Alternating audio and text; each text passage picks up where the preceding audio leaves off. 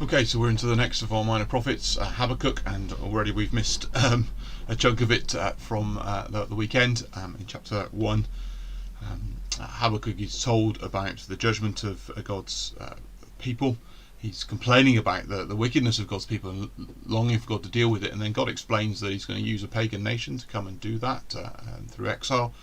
And at that, Habakkuk is just absolutely staggered. How can that be? How can you use a wicked people as the judgment on the people of God? And in these verses now, in chapter 2, verses 6 to 20, there are woes pronounced against this wicked tool of God's judgment at the Babylonians. And so we're going to read about that now. And particularly there are 5 woes, 5 things in particular that the Babylonians are guilty of. Very helpful for us thinking through our own culture and society and our own lives, watching out for these sin. And then there are 2 truths I want to pick up about God. So let's watch as we go through. Will not all of them taunt him with ridicule and scorn, saying, "Woe to him who piles up stolen goods and makes himself wealthy by extortion"?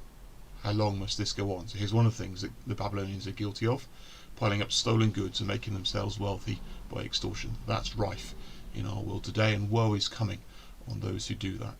Will not your creditors suddenly arise? Will they not wake up and make you tremble? Then you will become their prey. Because you have plundered many nations, the people who are left will plunder you. For you have shed human blood, you have destroyed lands and cities and everyone in them. So that's the outcome of the first woe. Second woe: woe to him who builds his house by unjust gain, setting his nest on high to escape the clutches of ruin. You have plotted the ruin of many people, shaming your own house and forfeiting your life. So the second thing they're guilty of is building their empire by unjust gain, cheating, deceiving. And that's rife in our world today, and God pronounces woe on this. The stones of the wall will cry out, and the beams of the woodwork will echo it. Next woe: woe to him who builds a city with bloodshed and establishes a town by injustice, building an empire through bloodshed and injustice. Woe on that. Again, it's rife throughout our world today. Has not the Lord Almighty determined that the people's labour is only fuel for the fire, that the nations exhaust themselves for nothing? For the earth will be filled with the knowledge of the glory of the Lord, as the waters cover the sea. Next woe: woe to him who gives drink to his neighbours, pouring it from the wineskin until they're drunk, so that he can gaze on their naked bodies, taking advantage of others, getting them drunk, and then making the most of that. Sadly, this is a crime that we hear of regularly in our culture, and what a terrible thing, and God pronounces woe on this. You will be filled with shame instead of glory. Now it is your turn. Drink and let your nakedness be exposed.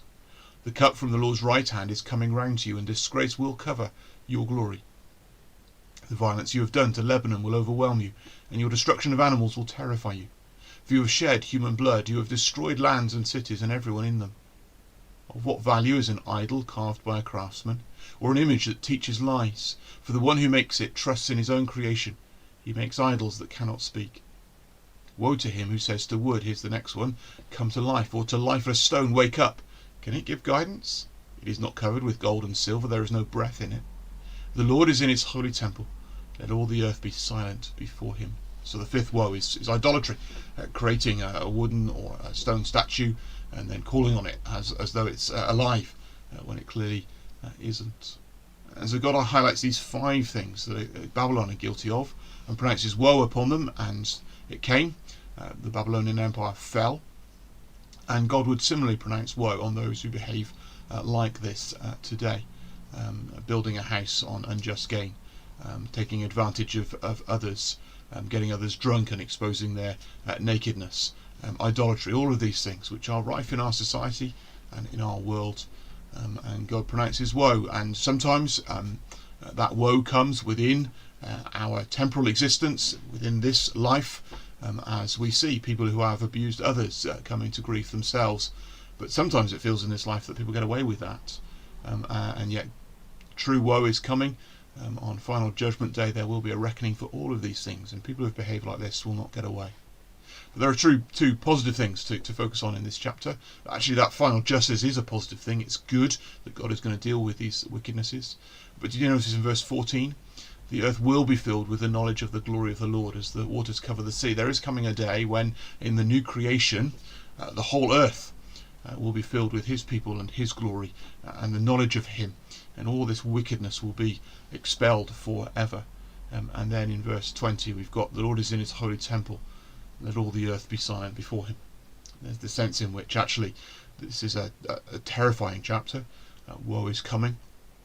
God does reign, and we need to be silent before him. And so we're going to listen again to the song, Be Still for the Presence of the Lord, and just remind ourselves, in a world that feels as though there is no God, proclaims there is no God, in a society which is very materialistic and very unspiritual in many ways, it's so easy to forget there is a God in his holy temple, and that woe is coming on those who are wicked. And that day is coming when there will be a new creation filled with the knowledge of the glory of the Lord. So let's listen